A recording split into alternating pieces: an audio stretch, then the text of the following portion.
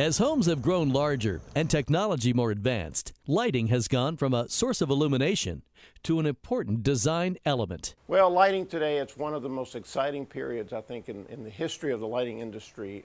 Across the spectrum, there are directions in almost every conceivable way.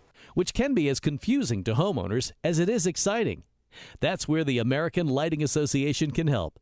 The ALA is the trade association representing the lighting industry, from manufacturers to sales representatives to showrooms. The ALA does a very good job of training showrooms, and there is a very elaborate training program that showrooms can involve their personnel in, so that when a consumer goes into an ALA showroom, they typically will be able to work with people who are either lighting specialists or certified lighting consultants, and that will allow them to really penetrate into the issues that need to be asked and to do a very good job on their lighting design.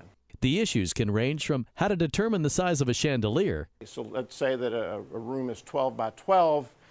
You add that up, that's 24, but actually you use that number in inches. So you would say 24 inches would be an appropriate size for the diameter of the chandelier in the dining room.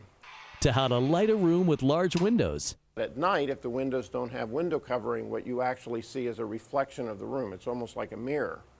A very good technique to resolve that problem is to actually add landscape lighting on the outside, because once you put light outside of the space, that actually makes the window disappear, and now you have this kind of transformation of the inside to the outside. Outdoor lighting is another area on the ALA's radar. These are projects that can typically be done very easily over a weekend. Landscape lighting typically uses a low voltage system, so it's very simple to just simply plug in a transformer and then run your cable in the yard.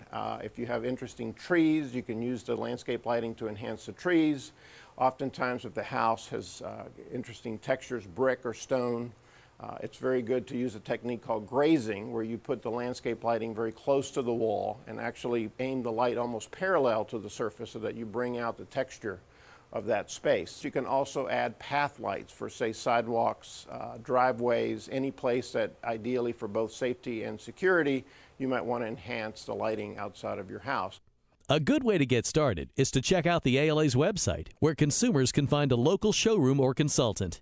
They can also purchase booklets full of valuable tips on everything from bathroom and kitchen lighting to ceiling fans and energy conservation. What's interesting is that many of these new energy efficient lighting sources are really indistinguishable from the older incandescent sources, so that the consumer can place these sources that are typically 4 times more efficient. So in other words, they would be spending about 75% less on their electric lighting costs compared to a standard incandescent.